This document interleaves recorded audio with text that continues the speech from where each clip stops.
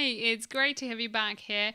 Today, I thought I will share a little bit of an insight into how we work here at Music Radio Creative. I thought about this just as I'm recruiting at the moment for a new podcast producer to join our team. And I thought there are actually specific things I look for in people, or perhaps less so in people, but in the conversations I have in people, which obviously joins in to the fact that they have it. So there are three things I usually look for when I talk to the candidate, and this could be anyone, by the way. It doesn't, podcast producer, a regular producer, or admin person, customer service, just pretty much anything. And I hope this is going to be helpful to you. You don't have to be recruiting for it to be helpful. You could be applying for a job. It could relate to any job and any recruitment. So boils down to three crucial elements of pretty much any interview. Number one is being humble. I do enjoy working with people who do know they value, but also are very respectful to the person that they talk to and very humble about their achievements. So, for example, I've chatted to so many people over the years. I really dislike people who give a long list of their achievements, as in, I've done this, I've done that, I've done that. And it's kind of like this long stream of, look, this is me, which this is what the interview is about. But I don't like that specific approach. I do like it when achievements, by all means, are shared, but in a way that creates a conversation and dialogue between the person who's interviewing you and yourself, of course. So being humble, huge, number one for me. Again, I want to stress, I do want to hear about the achievements and different things that you've done. It's just the way it's presented that is crucial. I don't like people who boast about themselves or things they've done. It just doesn't gel with me personally. So I look for that humble approach to conversation. Number two is having a little bit of humor in all of this. So in the sense that I don't like it when people take themselves or things around them very seriously. So in the future, this absolutely has a direct impact in how the team works together.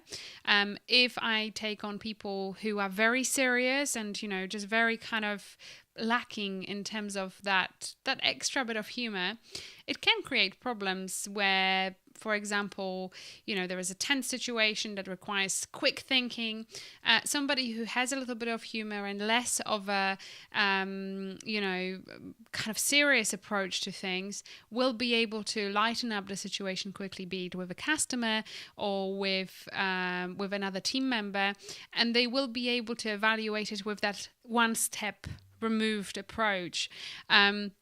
Quite often when people are very serious and take themselves very seriously, this also goes for very professional people. Again, nothing against that. Certain jobs perhaps require that, but in my opinion, it's always worked best when people are able to take that one step back, remove themselves from the situation, see it from an angle, see it from that other positive side, approach it with light-hearted approach, and often a little bit of humor, because that just helps with pretty much everything that we face on day-to-day basis. It really, really helps. So a little bit of humor, and I'm not talking here about somebody just throwing in a lot of jokes. It's just somebody who, without the nervousness, can smile and share something and just feel. I guess this comes down now to number three, feel that human aspect of your personality. So number three is being human. And, quite often it's very easy to forget that when you are talking to somebody who potentially has your future in their hands. It's easy to forget that they also are a mother or a father, or they are a sister, they are daughter, and all of those different aspects of what they make us as human beings. So I think it's important to remember that when I talk with people, I usually try to give a hint or steer the conversation in some way to also go off that professional and very serious aspect of the conversation into maybe a possibility to have a little bit of more light-hearted conversation, and trying to find out a little bit more about you as a person versus you as a candidate for the position, because those are two different things. So just kind of reading, because okay, going back, I think reading potentially the conversation, I think many recruiters will steer it to have a little bit of that personal aspect of you as a human being in there. So listening to the conversation and allowing for that to flow through what you reply, I think is important. But also, if you recruit, I think just trying to steer the conversation in the direction of, just opening it up a little bit more beyond the recruitment is important. And I really don't mean here about, dwelling into your personal life. No, not at all. It's just little things. And I mean very little things. Quite often, if I see somebody's wearing an interesting t-shirt, I will ask about it, and I'll say, oh, that's really, really interesting. I really like that. What kind of made you choose, wear it or choose that particular thing? Or if it shows, that could quite often in the background, we always do video interviews. In the background, I could see something interesting, and I could start a conversation about it. Say, oh, this looks interesting. Or wow, are you interested in so and so? Because there is something like that in there. So, being human, hugely important, because we must never forget that at the end of the day, people buy people. They don't buy products. They don't buy services. They buy people. And I do want to work with people who recognize that and are able to show to both other team members and customers that they are people. This is by far the most important element of this all. And also, to me, it kind of shows if I can connect with that person on more of a human level, I know that's going to be a good working match. So, people who are really hard to get to are just taking usually longer to adjust to the team, get to know everyone, get to know how to communicate with clients. Again, this is my personal approach to things. May not work for you and may not work for everyone, but I am often asked as to how we personally choose, and this is exactly how. So I know that a lot of things, by the way, none of the three elements here mention anything about experience or anything like that. It's because that, to me personally, is a secondary element of the person I'm working with, because again, I choose to work with another human being, and that human being needs to be compatible with us as a team. And yes, so the compatibility factor, the most important thing, followed by the experience, because experience and knowledge can be gained, but that human connection can't really be replicated or made. So that's that. I hope this is of value, and just in a moment, when I will go off the screen, I'm going to play you my latest audio production efforts. So my journey to become award-winning audio producer continues, and I have been producing in the background and doing a little bit more work. And I thought, rather than sharing that whole aspect of actual producing, I will share with you the end result. If you would like to see the step-by-step thing I go through, do let me know. I may decide to start posting those again. I thought it would be nice to kind of make it a little bit brief, in the sense that, like today I've spent over an hour producing those three elements that I'm about to play to you, and I'm just thinking, is anyone going to play it? Is anyone going to be able to watch it from start to finish? I don't know. So I don't know whether my post-production efforts are worth it, in that sense that I just don't know if people want to watch this. But to take a listen to the end result will take a few seconds, and I just kind of want to document my progress along the way.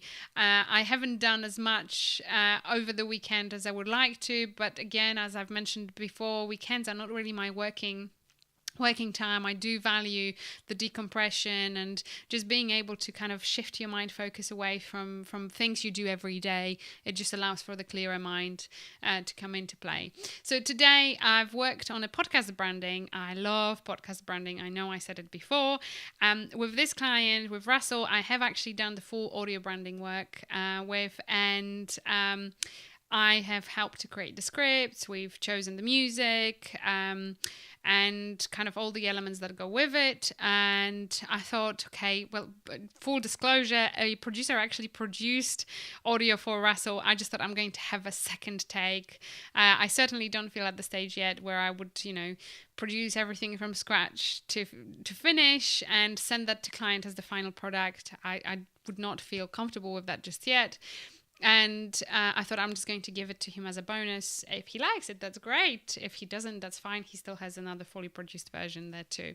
So I've done some 3 elements as a little bit of an extra bonus for my client. And just also a note, because some of you may say, oh, the music is very kind of slow and chilled.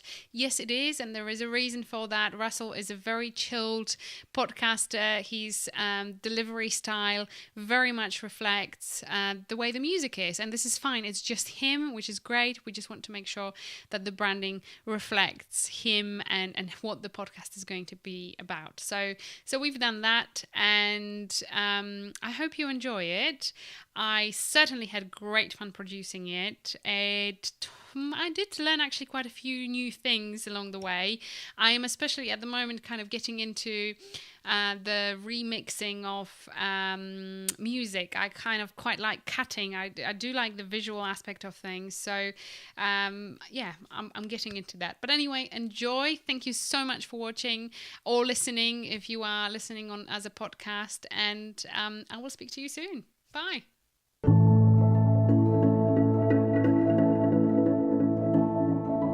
Welcome to Stop Health Barriers podcast, where an educated consumer is our healthiest listener. We are aiming to give you a better understanding of healthcare insurance barriers, showing you how your personal medical tests can be understood and employed to grade the best providers and treatment options. And now welcome your host, clinical professor of surgery, published author, and past chairman of the New York State Public Health Council, Russell Bissett. Welcome to the show.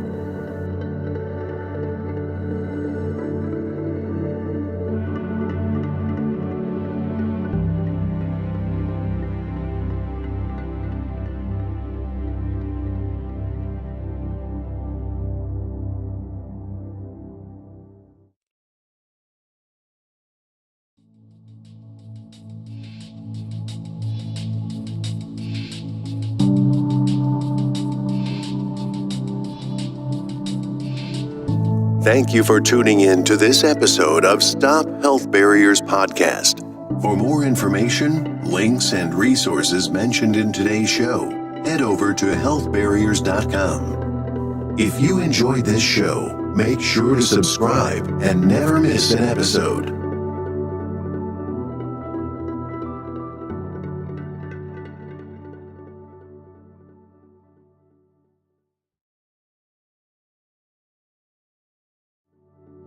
www.healthbarriers.com. An educated consumer is our healthiest listener.